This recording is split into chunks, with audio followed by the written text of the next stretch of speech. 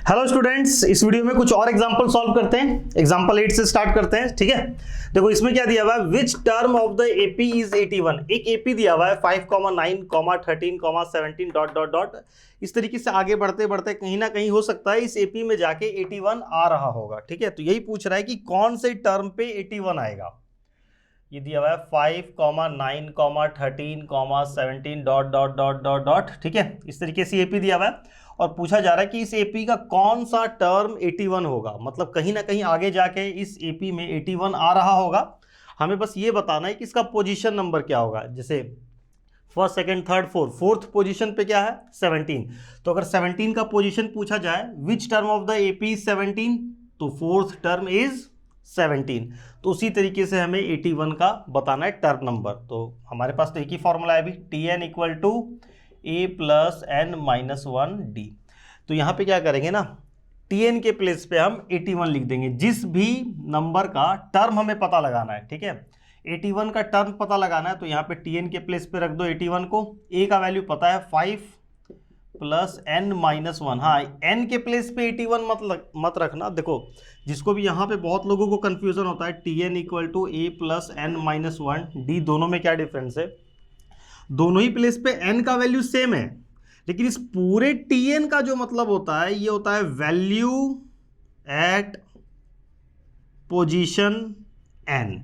n क्या होता है ना, n एक पोजीशन का नंबर है और tn का मतलब होता है कि उस पोजीशन नंबर पे क्या वैल्यू है, ठीक है। तो हमें 81 का पोजीशन नंबर पता लगाना है, तो पूरे tn का वैल्यू हो गया 81, ठीक है, और n पता नहीं है, ठीक है। तो n के प्लेस पे n छोड़ देंगे। बहुत लोग कंफ्यूज करते हैं, tn के प्लेस पे भी 81 रख देंगे, n के प्लेस पे भी 81। नहीं, यहाँ पे आपको समझना है n दोनों जगह पे n का सेम मतलब है, लेकिन t के साथ n। इस पूरे को एक साथ देखें, इस पूरे का मतलब क्या होता है, इसको बोलते हैं nth टर्म। nth टर्म मतलब उस nth टर्म पे क्या वैल्यू है, nth टर्म का मतलब, ठीक है, वैल्यू एट पोजीशन n, ठीक है। इसको हम लोग बोलते हैं nth टर्म, ठीक है। और इस n का मतलब तो क्या हुआ, सिर्फ n तो एक वैल्यू है, n क्या है, एक पोजीशन नंबर। तो यहां पे हम लिख देंगे, मतलब ऐसे समझ लो, जिस भी टर्म का पोजीशन नंबर हमें पता लगाना होगा, ठीक है, टर्म नंबर पता लगाना होगा, तो उसको हम लोग टी एन के प्लेस पे रख देंगे। a प्लस एन नहीं पता, d दिया हुआ है 9 माइनस 5 क्या हो गया 4। कॉमन डिफरेंस यहाँ पे 4 का है, ठीक है। तो ये 5 इधर आके माइनस हो गया। 81 minus 5 is equal to n minus 1 into 4। 81 minus 5 ये हो जाएगा 76, और ये 4 इधर आके डिवाइड हो गया, ठीक है, और ये कट जाएगा 19 बार में, इक्वल टू n माइनस 1, 1 इधर आके प्लस हो गया, तो n का वैल्यू हो जाएगा 20। इसका मतलब क्या हुआ, 20th टर्म इज 81।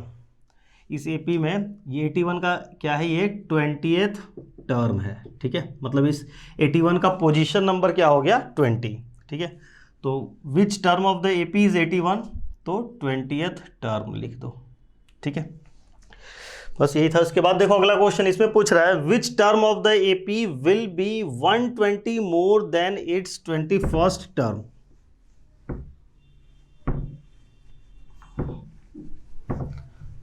देखो यहाँ पे क्या है, एक एपी दिया हुआ है 3, 15, 27, 39, डॉट डॉट डॉट, ठीक है, ये एक एपी हो गया। और ये पूछ रहा है which term of the AP will be 120 more than its 21st term, ठीक है। विच टर्म, कौन सा टर्म है इस एपी का, कौन सा टर्म 21st टर्म से भी 120 ज्यादा होगा, कौन सा टर्म। तो सबसे पहले तो 21st टर्म निकालो, ठीक है। T21 इक्वल टू क्या हो गया, a plus n minus 1 d, t n equal to a plus n minus 1 d. T21st term calculate कर लो, तो T21 इक्वल टू a का वैल्यू हो गया 3 प्लस n हो गया 21 माइनस 1, और d 15 माइनस 3 कितना हो गया 12। कॉमन डिफरेंस 12 का है यहाँ पे। तो T21 equal to 3 plus 21 minus 1, ये हो गया 20 इंटू 12, फिर ये हो गया 3 प्लस 240, ये आ गया 243। यानी जो 21st टर्म है इस सीरीज को अगर हम इस तरीके से आगे कंटिन्यू करें, तो कहीं ना कहीं इसमें 243 आएगा, और ये क्या है 21st टर्म, ठीक है। अब देखो क्वेश्चन फिर से पढ़ो, क्या पूछ रहा है, which term of the AP, इस एपी का कौन सा टर्म जो है will be 120 more than its 21st term, 21वें टर्म से 120 ज्यादा। इस एपी का कौन सा ऐसा टर्म होगा जो 21वें टर्म से भी 120 ज्यादा है। तो किस टर्म की बात हो रही है, रिक्वायर्ड टर्म। ठीक है, रिक्वायर्ड टर्म क्या हो गया, 243 में 120 जोड़ दो तो क्या आ गया 363।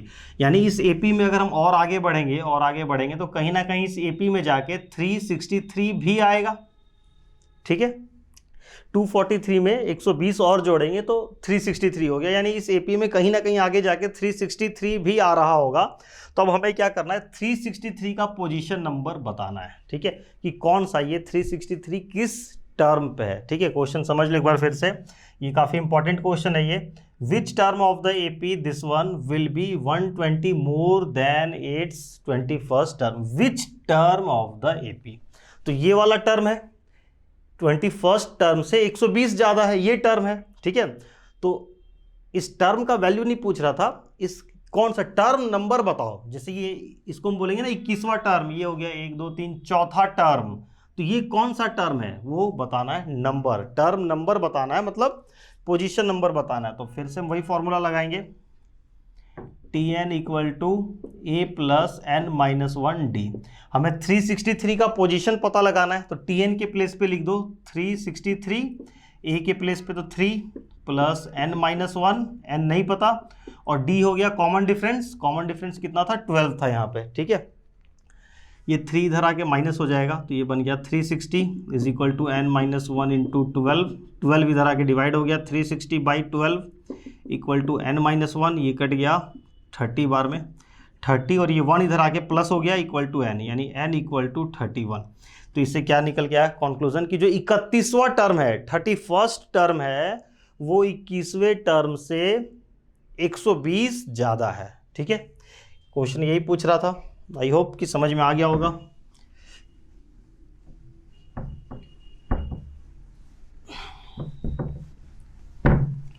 अब देखो अगला क्वेश्चन, इसमें पूछ रहा है is 51 a term of the AP, एक एपी दिया हुआ है 5, 8, 11, 14, डॉट डॉट डॉट। ठीक है, ये एक एपी दिया हुआ है और पूछ रहा है क्या 51 इस एपी का टर्म होगा, मतलब क्या इस एपी में अगर हम लोग आगे बढ़ेंगे तो कहीं ना कहीं जाके क्या इस एपी के अंदर 51 आएगा, ये हमें बताना है। टर्म नंबर नहीं पूछ रहा है, सिर्फ ये पूछ रहा है यस और नो में, क्या is 51 a term of this AP. तो कैसे बताएंगे, मान लो 51 इसका टर्म है और इसका पोजीशन नंबर फाइंड कर लो। अगर पोजीशन नंबर हमें मिल गया, ठीक है, एन का वैल्यू कैलकुलेट करते हैं, पता करते हैं कि 51 कौन से टर्म नंबर पे है। अगर वो टर्म नंबर एग्जिस्ट करता है, इसका मतलब 51 इस सीरीज का, इस सीक्वेंस का टर्म है, नहीं तो नहीं है। देखो Tn equal to a plus n minus 1 d, मान लेते हैं कि कहीं ना कहीं जाके इसमें 51 आ रहा होगा। ठीक है, तो इसका टर्म नंबर निकाल के देखते हैं। अगर टर्म नंबर निकल जाता है, एन का वैल्यू राउंड फिगर में आता है, इसका मतलब 51 इसके अंदर आ रहा है। और अगर एन का वैल्यू राउंड फिगर में नहीं आया, मतलब फ्रैक्शन में अगर आ जाता है, इसका मतलब 51 इस एपी के अंदर कहीं आएगा ही नहीं। ठीक है, तो Tn के प्लेस पे 51 का पोजीशन कैलकुलेट कर रहे हैं, Tn के प्लेस पे 51 को रख दो। ए क्या हो गया 5 plus n minus 1, common difference कितने का है देखो 8 माइनस 5 3। ठीक है, तो ये 5 इधर आके माइनस हो गया, 51 minus 5 equal to n minus 1 into 3। 51 minus 5 ये हो गया 46 इक्वल टू 3n माइनस 3, ये 3 इधर आके प्लस हो जाएगा, 49 इज इक्वल टू 3n और n इक्वल टू 49, 3 इधर आके डिवाइड हो गया। अब देखो 48 रहता तो पूरी तरीके से कट जाता, यहाँ पे n का क्या वैल्यू आ गया 16 होल 1/3, 3 से 16 बार में 48 कट गया, रिमाइंडर बचा 1 होल, तो ये आ गया 16 होल 1/3। यानी जो 51 है वो किस पोजीशन, अगर जैसे सिर्फ सपोज करो n का वैल्यू अगर 16 आया होता, तो इसका मतलब क्या होता है कि जो 51 इस सीक्वेंस के अंदर 16th पोजीशन पे 51 आ रहा है, लेकिन यहाँ पे n का क्या वैल्यू आ गया 16 होल 1/3। तो ये कोई पोजीशन नंबर कैसे हो सकता है, पोजीशन नंबर तो राउंड फिगर में होगा, first position, second, third, fourth, fifth, 15th, 16th, 17th, ये क्या पोजीशन नंबर हुआ, 16 होल 1/3 पोजीशन, तो ये तो कोई पोजीशन नहीं हुआ। तो ये ऐसा n का वैल्यू क्यों आ रहा है, क्योंकि 51 इस सीक्वेंस के अंदर एग्जिस्ट कर ही नहीं रहा है, ठीक है। तो अगर n का वैल्यू राउंड फिगर में आ जाता तब तो 51 इस सीक्वेंस का पार्ट होता, इस एपी का पार्ट होता, और n का वैल्यू फ्रैक्शन में आ गया, इसका मतलब 51 इस सीक्वेंस का पार्ट, इस एपी का पार्ट नहीं है, ठीक है। तो is 51 a term of this AP, no, 51 is not a term of this AP, ठीक है।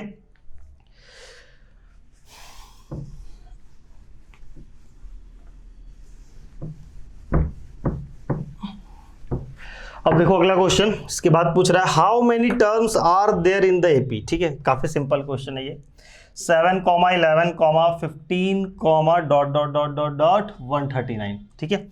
एक एपी दिया हुआ है, पूछ रहा है कि इस एपी में कितने टर्म है ये बताओ। अभी तक क्या हम nth term, 16th term, 50th term calculate कर रहे थे, किसी टर्म का पोजीशन नंबर पता लगा रहे थे। यहाँ पे क्या है, पूछ रहा है इस एपी में कितने टर्म है ये बताओ, ठीक है। तो कैसे बताएंगे, जो लास्ट वाला टर्म, इसके आगे तो डॉट डॉट लगा हुआ नहीं है, मतलब ये एपी यहाँ पे एंड हो गया, ये जो 139 है ये इस एपी का लास्ट टर्म है, ठीक है। तो लास्ट वाली टर्म का पता लगा लो ना पोजीशन, लास्ट वाली टर्म का जो पोजीशन नंबर होगा, इसका मतलब इस एपी में टोटल इतने ही टर्म है, ठीक है। तो Tn equal to a plus n-1d। तो हम क्या करते हैं, ये जो टर्म है 139, इसका पोजीशन नंबर पता लगा लो। तो Tn के प्लेस पे रख दो 139 को, a का वैल्यू दिया हुआ है 7 प्लस n-1 और d कॉमन डिफरेंस है 11 माइनस 7 करो 4, ठीक है। ये 7 इधर आके माइनस हो जाएगा, 139 minus 7 is equal to n-1 into 4, और ये आ गया 132, ठीक है। और ये 4 इधर आके डिवाइड हो जाएगा इक्वल टू n-1। तो ये क्या हो गया, 4 से कट जाएगा, 4 3 जा 12, 1 2 अगेन 3 बार में, ठीक है, इक्वल टू n-1, और 1 इधर आके प्लस हो जाएगा, तो n इक्वल टू 34। यानी जो 139 है ये क्या है, 34th टर्म, या ऐसे बोलो 139 का पोजीशन नंबर क्या है, 34। यानी सीरीज में टोटल कितने टर्म होंगे, 34। तो यही पूछ रहा था how many term are there in this AP. तो there are 34 term in this AP, ठीक है। इसके बाद पूछ रहा है find the middle term of this AP. एक और एपी दिया हुआ है, उसका हमें मिडिल टर्म बताना है। देखो मिडिल टर्म का कोई फॉर्मूला तो है नहीं हमारे पास। मिडिल टर्म, अब देखो यहाँ पे बहुत लोग और कंफ्यूज क्या करते हैं, मिडिल टर्म पूछ रहा है तो अब लोग यहाँ पे कंफ्यूज करते हैं कि मिडिल टर्म तो पोजीशन नंबर बताना है कि उस पोजीशन पे क्या वैल्यू। जैसे ऐसे समझो, एक एपी ले लेते हैं, 3 4 7 4 11 4 15 4 19 4 डॉट डॉट, चल थोड़ा सा लिख लेते हैं, 19 23 27 31 33 और एक लिख लेते हैं 37। मान लो कि एक एपी है, ठीक है। अब इसमें अगर पूछा जाएगा कि इसका मिडिल टर्म बताओ, तो टोटल टर्म देखो कितने, 1 2 3 4 5 6 7 8 9 10, टोटल इसमें एक हम और लगा देते हैं, चलो इसको 37 के बाद और एक लिख लेते हैं 41। तो टोटल यहाँ पे टर्म कितने हो गए, टोटल टर्म हो गए 41, सॉरी टोटल टर्म कितना हो गया, 1 2 3 4 5 6 7 8 9 10 11, टोटल टर्म कितना है 11। तो अब अगर बोला जाएगा कि इसका मिडिल टर्म बताओ, मिडिल टर्म बताओ, तो मिडिल टर्म हम क्या बोलेंगे, टोटल 11 है तो 5 इधर से छूट गया, 1 2 3 4 5, और 5 इधर से छूट गया, तो ये वाला टर्म हो गया क्या, इसके पहले 5 टर्म और इसके बाद में 5 टर्म, यानी ये क्या हो गया मिडिल टर्म। तो मिडिल टर्म क्या हुआ, 5th टर्म जो है वो ना मिडिल हुआ, 5वां टर्म मिडिल हुआ, और मिडिल टर्म में कौन है 23।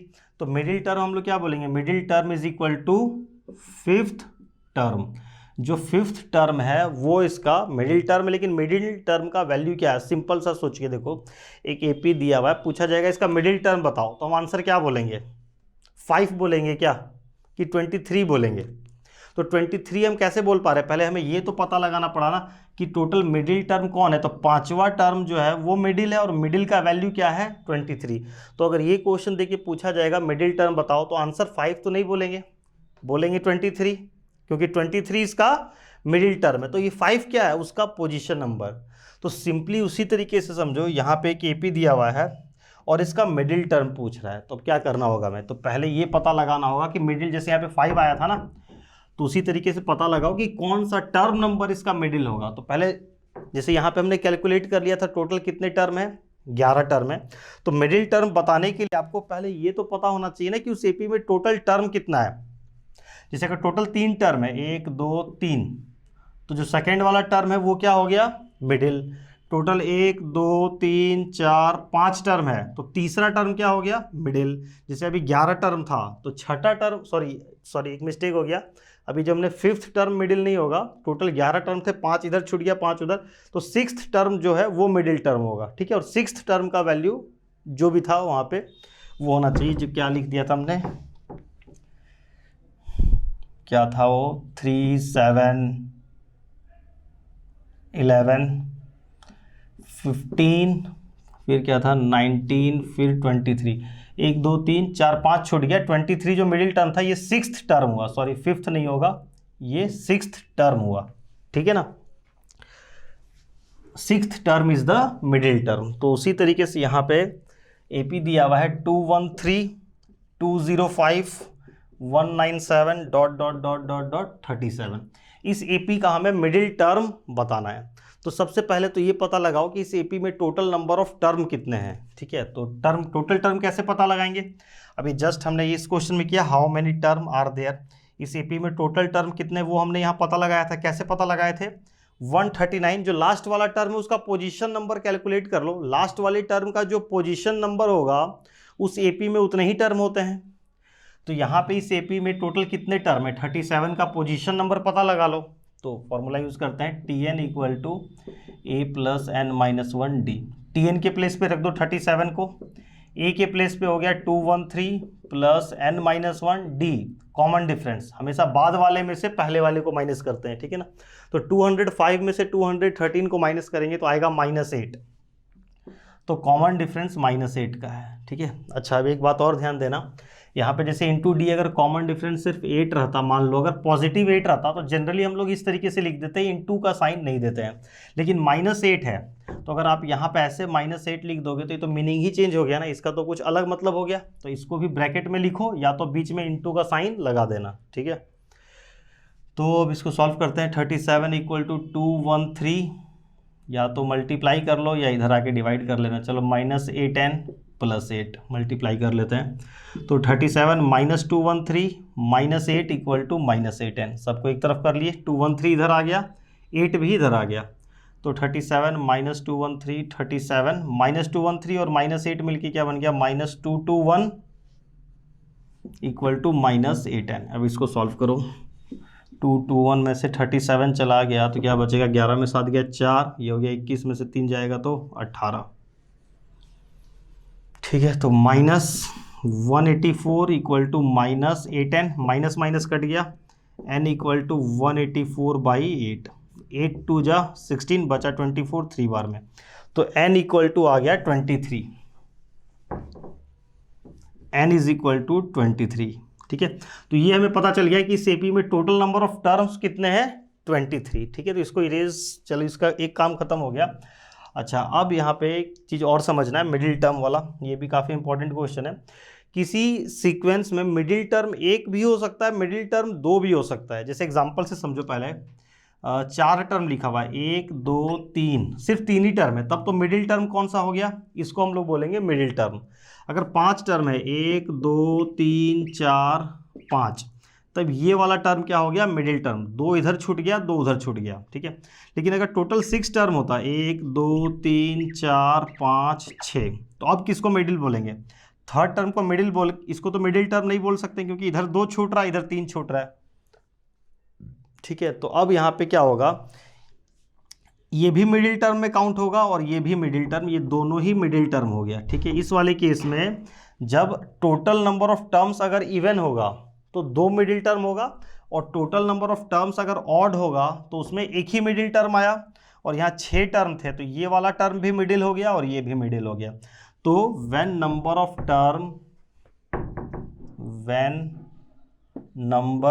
Of term is even, there are two middle terms, ठीक है। और when number of term is odd, तो उस वाले केस में क्या होगा, केवल एक ही मिडिल टर्म होगा, ठीक है। तो अब वो कैसे फाइंड कैसे करेंगे, तो टोटल यहाँ पे 23 टर्म है, चलो ये तो छोटा नंबर है तो हम इसको मैनुअली भी सोच सकते हैं। टोटल 23 टर्म है तो 11 इधर छूट गया, 11 इधर छूट जाएगा, जो 12th पोजीशन पे होगा वो क्या होगा, मिडिल टर्म, ठीक है। तो कैसे निकालेंगे, middle term equal to middle term कैसे निकलेगा, n + 1/2, तो 23 + 1/2, 23 + 1 क्या हो गया 24/2, यानी 12th टर्म। जो 12th टर्म होगा वो मिडिल टर्म होगा, ठीक है। तो 12th टर्म का वैल्यू निकाल लो, T12 equal to 12th term हमें पता चल गया मिडिल टर्म क्या है। और ये फॉर्मूला हम कहाँ से लगा रहे हैं, n + 1/2। ये फॉर्मूला कब यूज़ करेंगे, when number of term is odd, ठीक है। तब उस केस में एक ही मिडिल टर्म आएगा और ये फॉर्मूला लगा के हम लोग मिडिल टर्म निकाल लेंगे, ठीक है। व्हेन n इज ऑड, मतलब नंबर ऑफ टर्म अगर ऑड है तो एक ही मिडिल टर्म होगा और मिडिल टर्म निकालने का ये तरीका। और अगर व्हेन n इज इवन, तो उस वाले केस में दो मिडिल टर्म होगा, तब मिडिल टर्म कैसे निकालेंगे, मिडिल टर्म इक्वल टू एक तो हो गया n प्लस एक तो हो गया n/2 और एक हो गया n/2 + 1। लिख लो इसको, ठीक है। अभी आएगा आगे क्वेश्चन तो वहाँ पे और ज़्यादा क्लियर हो जाएगा।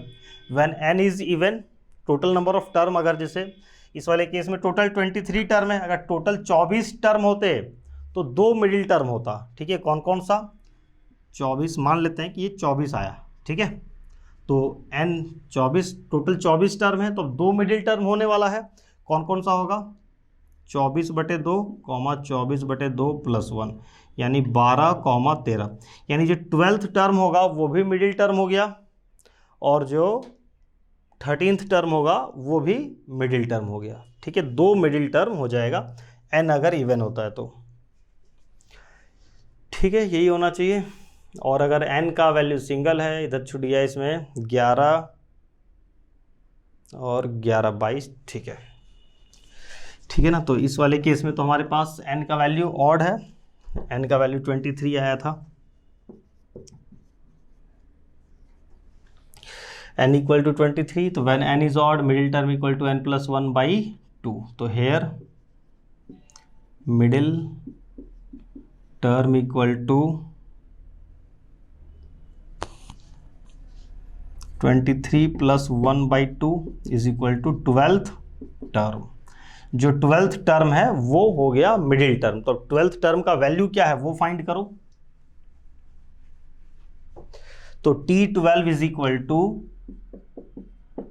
A + 11D, डायरेक्ट लिख लेंगे। कैसे लिख रहे हैं हम लोग पिछले वीडियो में समझ चुके हैं इसको, जो भी टर्म होता है यहाँ पे उससे एक कम हो जाता है। कैसे, T12 equal to A + 12 - 1D, तो ये क्या आ जाएगा, A + 11D, और A का वैल्यू दिया हुआ है 213 + 11 इंटू D का वैल्यू कितना है, -8 इंटू -8, तो 213 और 11 इंटू -8, ये हो गया -88। 213 में से 88 माइनस कर लो, 13 में से 8 गया 5, ठीक है, ये हो गया 20, 20 में से 8 चला जाएगा तो 12, ठीक है। तो ये 125, तो यानी मिडिल टर्म क्या हो गया, find the middle term of this AP. तो मिडिल टर्म क्या आ गया, 12th term is middle term and value of middle term is 125, पूरा लिख देना ऐसे, ठीक है।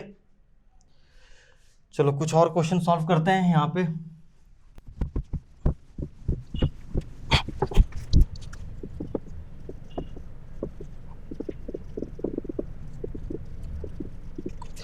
अब देखो इसमें पूछ रहा है which term of the AP is first negative term. एक एपी दिया हुआ है, ठीक है, और देखो ये एपी क्या है, डिक्रीजिंग ऑर्डर में जा रहा है, ठीक है। तो डिक्रीजिंग ऑर्डर में अगर जा रहा है तो कभी ना कभी तो वो नेगेटिव को टच कर जाएगा। तो वही पूछा जा रहा है which term of this AP is the first negative term, तो पहला नेगेटिव कौन सा होगा, ठीक है। तो देखो 24, 21, 18, 15, ... तो पूछ रहा है कि पहला टर्म कौन सा नेगेटिव होगा। तो इसको तो यार दिख रहा है कि 15 से 0 बहुत नज़दीक है, मैनुअली भी हम लोग चेक करके बता सकते हैं। अगर मैनुअली देखो 15 के बाद क्या हो जाएगा, 12 हो गया, 3 डिक्रीज हो रहा है, 12 हो गया, फिर 9 हो गया, फिर 6, 15, 12, 9, 6, 3, 0, फिर -3। तो ये पहला टर्म नेगेटिव आया। इसके बाद के सारे टर्म नेगेटिव होंगे, -6, ठीक है, -9, लेकिन पहला नेगेटिव ये हो गया। तो कौन सा टर्म है देखो, ये 1, 2, 3, 4, 5, 6, 7, 8, 9, 10, यानी जो 10th टर्म है वो फर्स्ट नेगेटिव टर्म है। ठीक है, ये तो चलो छोटा था तो हम ऐसे मैनुअली इसको चेक कर लिए, लेकिन अगर ये बहुत बड़ा मतलब इस तरीके से कहीं से 295 से स्टार्ट हो रहा होता और डिक्रीज करते करते करते 290, फिर 290 होता, फिर 285, चाहे और भी बहुत बड़ा, तो मैनुअली चेक जहाँ पे नहीं कर सकते तब हम लोग कैसे करेंगे उसको। ठीक है, ये तो मैनुअली हो गया। तो हमें ये बताना है कि इसका पहला नेगेटिव टर्म कौन सा होगा। तो हम मान लेते हैं let nth term be first negative term. ठीक है, कौन सा टर्म है वो अननोन है, तो इसलिए हमने उसको n मान लिया। Let nth term be first negative term. ठीक है, तो अब ये टर्म अगर नेगेटिव टर्म है, ठीक है, nth हो गया पोजीशन नंबर। ठीक है, तो देन क्या हो जाएगा, वो जो टर्म का वैल्यू है अगर वो नेगेटिव टर्म है तो उस टर्म का वैल्यू, जैसे हमने अभी यहाँ पे देखा ना क्या आया था, वो -3 आया था। ठीक है, तो ये जो वैल्यू है 10th टर्म था, ये 10th टर्म था, पहला नेगेटिव टर्म। तो इस टर्म का वैल्यू क्या हो गया, जो टर्म का वैल्यू है वो तो नेगेटिव हो गया ना। 10 तो क्या हुआ, 10 तो हो गया टर्म का नंबर, और उस टर्म कौन हुआ, -3, और ये क्या है नेगेटिव। तो जो nth टर्म क्या है, फर्स्ट नेगेटिव टर्म है, तो उस टर्म का वैल्यू क्या होगा, 0 से छोटा होगा। देन हम लोग tn लेस देन 0 लिख सकते हैं ना, क्योंकि tn का मतलब क्या होता है, n का मतलब होता है टर्म का नंबर, पोजीशन नंबर, और tn एक साथ लिखा हुआ रहता है। इस पूरे का मतलब क्या होता है, वैल्यू एट पोजीशन नंबर, उस पोजीशन नंबर पे कौन सा वैल्यू है। तो tn क्या हो गया, उस टर्म का वैल्यू, तो वो तो क्या है, अगर वो नेगेटिव है तो वो 0 से छोटा हो जाएगा। तो हम लोग लिख सकते हैं let nth term be first negative term, then tn का वैल्यू क्या हो जाएगा, लेस देन 0। tn कैसे फाइंड करते हैं, a plus n-1 d less than 0। a का वैल्यू हमें पता है 24 प्लस n-1, d क्या है, कॉमन डिफरेंस कितने का है, -3 का। बाद वाले में से पहले को माइनस करो, 21 माइनस 24 करो, -3, कॉमन डिफरेंस है -3 का, लेस देन 0। ठीक है, तो ये हो गया 24 मल्टीप्लाई कर लो n इंटू -3, -3n हो गया, और -1 इंटू -3, ये +3 हो गया, लेस देन 0। ठीक है, ठीक है, तो 24 + 3 हो गया 27, -3n लेस देन 0। 27 अपने प्लेस पे है। अच्छा, अब यहाँ भी देखना, बहुत लोगों को इसको सॉल्व कैसे किया जाता है, क्योंकि अभी बीच में क्या आ गया, इनइक्वालिटी का सिंबल अगर आता 27 - 3n = 0, तब तो आप जो सॉल्व करते हैं वो सब कोई सही सॉल्व करेगा, लेकिन यहाँ पे इनइक्वालिटी का सिंबल है, तो इनइक्वालिटी को सॉल्व करने का रूल अभी हमारे 10th तक के सिलेबस में नहीं है। तो बहुत लोगों को इसको सॉल्व करने नहीं आएगा कि कैसे इसको सॉल्व किया जाता है। देखो दोनों तरीका समझो, एक तो हुआ कि 27 को उठा के उधर ले जाओ, या 3n को उठा के उधर ले जाओ। ठीक है, तो मान लो 27 को हमने अपने प्लेस पे छोड़ दिया, लेस देन 3n को उठा के उधर ले गए, तो उधर जाके ये बन गया +3n। 3 यहाँ से हटेगा, इधर आ जाएगा नीचे, 27/3, ये साइन जैसा था वैसा ही रह गया, n कट गया 9 बार में, तो क्या वैल्यू आ गया, इसके बाद यहाँ लिख देते हैं हम, कटेगा 9 लेस देन n। हम क्या फाइंड कर रहे थे, nth टर्म। तो n के, ये देखो ये जो साइन का सिंबल का जो है, ये किसकी तरफ ओपनिंग है, n की तरफ। मतलब इसको कैसे रीड करेंगे, n is greater than 9। n का वैल्यू क्या है, 9 से बड़ा होना चाहिए। तो 9 से बड़ा कौन सा हो गया, अब अगला नंबर 9 से जस्ट अगला बड़ा नंबर क्या होगा, 10। तो यानी n = 10। ठीक है, 9 इज लेस देन n, मतलब हम तो n का वैल्यू निकाल रहे हैं ना, और n का वैल्यू क्या है, ग्रेटर देन 9। n का वैल्यू 9 से बड़ा होना चाहिए, तो 9 से बड़ा क्या हो गया, 10। ठीक है, तो यानी 10th term is the first negative term. Clear, 10th term is first negative term, ठीक है, लिख लेना इसको। एक तो हो गया ये कंसेप्ट क्लियर, क्वेश्चन कंप्लीट। अच्छा अब यहाँ पे देखना क्या कैलकुलेशन मिस्टेक हो सकता है।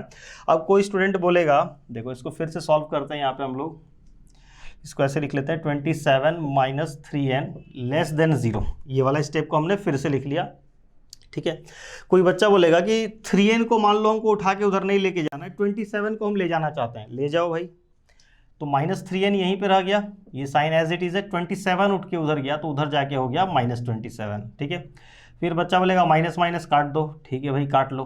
n इज लेस देन 27/3, तो n इज लेस देन क्या आ गया, तो उसका आंसर क्या आ रहा है, n का वैल्यू 9 से छोटा होना चाहिए, 9 से छोटा, तो 9 से छोटा तो 8 भी हो गया, 7 भी हो गया, तो क्या आ गया 8, मान लो 9 से छोटा नंबर हम लेते हैं 8, तो बोलेगा 8th term is first negative term, तो गलत हो गया ना। मैथ्स में दो अलग अलग आंसर कैसे आ सकता है। यहाँ पे हमने मैनुअली भी इसको चेक करके देखा था कि 10th टर्म जो था वो फर्स्ट नेगेटिव टर्म था, और अगर कोई स्टूडेंट इसको ऐसे सॉल्व कर रहा है तो उसका तो आंसर आ गया n का वैल्यू 9 से छोटा। तो अब इसमें गड़बड़ कहाँ है, तो यहाँ पे गड़बड़ है कि ये इनइक्वलिटी वाले सिंबल में दोनों साइड से माइनस को ऐसे नहीं काटा जाता है, ठीक है। ये जो उठा के इसको उधर ले गए उसमें कोई प्रॉब्लम नहीं है, वो वाला स्टेप सही है, लेकिन दोनों साइड से ऐसे नेगेटिव साइन को नहीं काटा जाता है। क्या रूल होता है इसका कि अगर आप दोनों साइड से बीच में अगर इनइक्वलिटी का सिंबल है, इधर कुछ भी लिखा हुआ है, इधर कुछ भी लिखा हुआ है, ठीक है, यहाँ भी माइनस साइन है, तो आप माइनस साइन को ऐसे काट के नहीं हटा सकते हैं, ठीक है। तो जब भी अगर दोनों साइड से माइनस हटा रहे हो तो बीच का साइन पलट जाएगा, तो इसके रूल को भी डिटेल में समझाएंगे, तो ये टॉपिक यहाँ से इधर भटक जाएगा। चलो थोड़ा सा समझा देते हैं क्या रूल है। तो ये स्टेप आपका गलत हो गया, अगर आप दोनों साइड से नेगेटिव हटा रहे हो ना तो बीच का साइन पलट जाएगा, ठीक है। तो ये जो स्टेप गलत हो गया, -3n 27 उठ के उधर गया -27, ठीक है, ये वाला स्टेप ठीक है। अब क्या करना है, हमें दोनों साइड माइनस को हटाने के लिए दोनों साइड माइनस से मल्टीप्लाई करेंगे, मल्टीप्लाई बोथ, क्योंकि हमें n का वैल्यू चाहिए ना, तो यहाँ से नेगेटिव साइन को भी हटाना होगा, 3 को भी हटाना होगा, मल्टीप्लाई बोथ साइड बाई -1। तो अब क्या हो गया, -3n इंटू -1 और -27 इंटू -1, और साथ में अब आपको क्या करना है, ये वाला सिंबल को पलटना होगा, क्योंकि इनइक्वलिटी का रूल है, अगर आप दोनों साइड से माइनस मल्टीप्लाई कर रहे हो तो बीच वाला साइन को हमें पलटना पड़ता है, ठीक है, चेंज करना होता है, उसका डायरेक्शन चेंज करना होता है। तो -3n इंटू -1 क्या हो गया, 3n ग्रेटर देन 27। अब 3 को उठा के उधर ले जाओ, n is greater than 27/3, n का वैल्यू क्या आ गया, n ग्रेटर देन 9, ठीक है। ये इतना काफ़ी नहीं है, अभी इसमें बहुत डिटेल में ये पूरा है कि इनइक्वलिटी को कैसे सॉल्व कर सकते हैं, लेकिन यहाँ पे इस टॉपिक को डिस्कस करेंगे तो हम लोग टॉपिक के बाहर चले जाएंगे। तो ये जो इनइक्वलिटी का टॉपिक है ये क्लास 11 में डिटेल में पढ़ना है, ठीक है। अगर किसी को डिटेल में समझना है कि इसको कैसे डील किया जाता है तो 11th का मेरे चैनल पे ये वीडियो है लीनियर इनइक्वलिटी, वहाँ से देखो, वो क्लियर हो जाएगा कि इसके साथ कैसे डील किया जाता है, ठीक है। तो यहाँ भी वही आ गया, n इज़ ग्रेटर देन 9, तो n इज़ ग्रेटर देन 9 क्या होगा, n इक्वल टू 10। तो आंसर आपका कोई सा भी मेथड यूज़ करो आंसर सेम आएगा, अगर तरीका सही लगा हुआ है तो, ठीक है। तो ये बहुत सारे स्टूडेंट मिस्टेक कर सकते हैं, क्यों, क्योंकि ये क्लास 10th के सिलेबस में बच्चों को पता नहीं होता है कि ये दोनों साइड माइनस को काटा नहीं जाता है, ठीक है। तो उस कारण से मिस्टेक हो सकता है। इस वीडियो को यहीं एंड करते हैं, बाकी के क्वेश्चंस नेक्स्ट वीडियो में सॉल्व करेंगे। प्लीज़ कमेंट करके यार ज़रूर बताना समझ में आ रहा है कि नहीं, ठीक है। चलो बाय बाय।